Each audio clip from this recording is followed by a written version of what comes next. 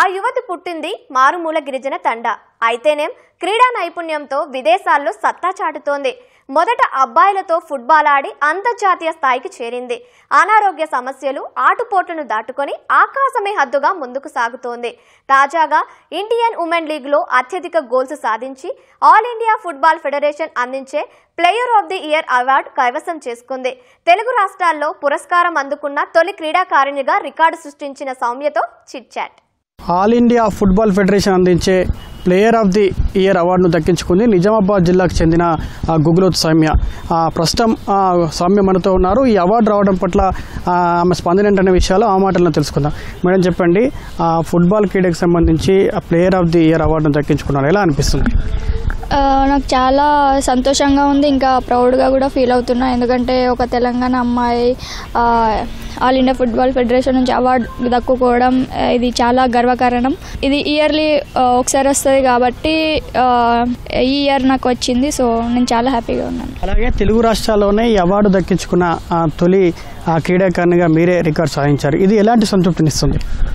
చాలా గర్వకారణంగా ఉంది. ఇది అందరికీ సంతోషం ఈ అవార్డు వచ్చినందుకు. తాజాగా జరిగిన ఉమెన్స్ లీగ్ ఎక్కడ జరిగింది? అక్కడ మీరు ఎన్ని గోల్స్ సాధించారు? మీ సాధించిన ఏదైతే గోల్స్ ఉన్నాయో ఈ పురస్కారం రావడానికి ఏ విధంగా ఉపయోగపడ్డాయి? ఇండియన్ ఉమెన్స్ లీగ్ ఒకటి హోమ్ ఉంటుంది, ఇంకా అవే ఉంటుంది. సో అది 6 months వరకు ఉంటుంది.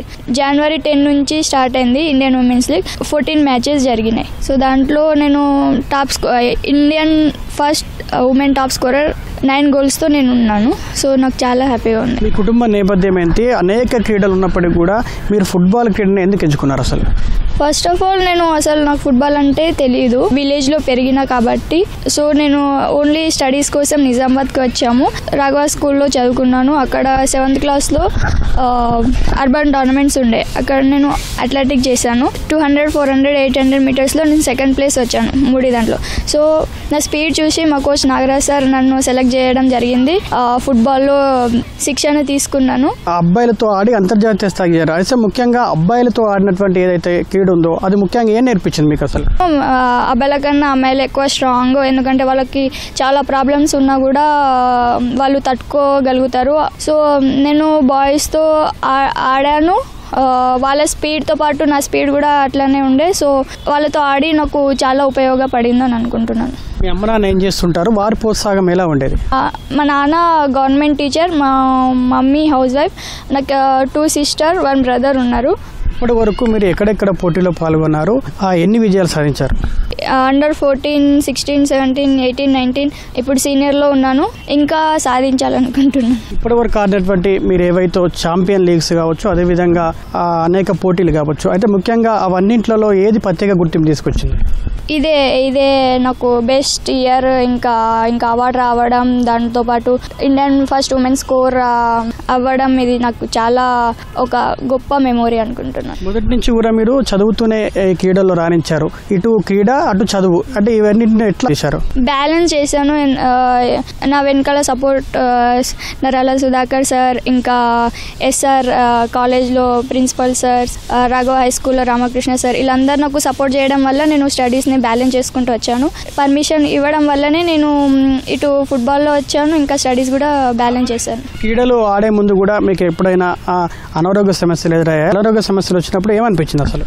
నాకు 2022లో నాకు చాలా బ్యాడ్ లక్. ఎందుకంటే అది క్వాలిఫైయర్ అయ్యి ఇంకా AFC ఆడుతున్నాము. అక్కడ నాకు లాస్ట్ 1 day బిఫోర్ నాకు థంబ్ ఇంజురీ అయింది. సో అది నాకు టోర్నమెంట్ నాకు ఆడడం దక్కలేదు. సో అది నాకు చాలా నర్వస్ అయ్యాను. ఇంకా దాని తర్వాత నేను ఇంకా కంటిన్యూ చేశాను. మీరు దేశ విదేశాల్లో క్రీడలు ఆడడానికి పోవడానికి అనేక అవన్నీ కూడా ఖర్చులతో కూడుకున్న పని. ఎట్లా అప్పుడు ఏమైనా ఆర్థిక సమస్యలు ఎదురైనప్పుడు అవన్నీ కూడా ఆర్థిక సమస్యలు ఎట్లా తట్టుకొని ముందుకెళ్లారు? వాళ్ళే గవర్నమెంట్ అంతా వాళ్ళే చూసుకుంటారు, ఫ్లైట్ టికెట్స్ అది. కానీ ఇక్కడ నుంచి వెళ్ళడం, ఎయిర్పోర్ట్ వరకు వెళ్ళడం నాకు చాలా ఇబ్బందిగా ఉంటుంది. ఒక్కొక్కసారి నైట్ టైం వెళ్ళిపోతాను జర్నీ. అది నాకు చాలా బాధాకరంగా ఉంటుంది. క్రీడల్లో రాణిస్తున్న అనేక మంది యువతి యువకులకు మీరేం చెప్తారు? కష్టపడాలా, అమ్మ నాన్న పేర్లు తేవాలా, ఫోన్స్ ఎక్కువ యూజ్ చేయొద్దు. ఒక టార్గెట్ రీచ్ అవ్వగానే తర్వాత మీరు ఏదన్నా చేసుకోవాలి. ఫస్ట్ మీ టార్గెట్ని ఉంచండి, ఫిట్లో ఉండండి, అమ్మ నాన్న పేర్లు తేవండి. చివరగా మీ భవిష్యత్ లక్ష్యం ఏంటి? ఇంకా ఇప్పుడు నేను చెప్పలేను, కంటిన్యూ చేస్తాను. గుగ్గులోతు సౌమ్య తండ్రి కూడా మనతో ఉన్నారు, ఆయనతో కూడా మాట్లాడే ప్రయత్నం చేద్దాం. సార్ చెప్పండి, మీ కూతురు ప్లేయర్ ఆఫ్ ది అవార్డు దక్కించుకుంది, ఎట్లా అనిపిస్తుంది? యాజ్ ఏ తండ్రిగా చాలా గర్వపడుతున్నాను. మరిన్ని అవార్డులు తీసుకురావాలా అని నా యొక్క ఆశయము.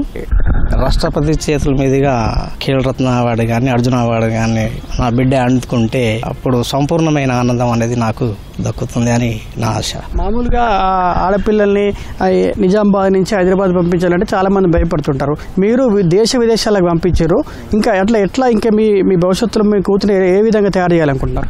ఇప్పుడు మీకు సమాధానం తెలుసు, ఆడపిల్లలు అంటే కొంచెము, కానీ నేను నా బిడ్డను ఆ విధంగా నేను పోషించలేను. యాజ్ ఏ మగపిల్లవానికంటే చాతుర్యంగా ఉండాలా, ధైర్యంగా ఉండాలా. మా బిడ్డను అలా పంపించాను. నేను మంచి పేరు సంపాదించింది కాబట్టి చాలా సంతోషిస్తున్నాను. చిన్నప్పటి నుంచి కూడా సౌమ్యకు ఆ కోచింగ్ ఇచ్చినటువంటి కోచ్ నాగరాజు కూడా మనతో ఉన్నారు.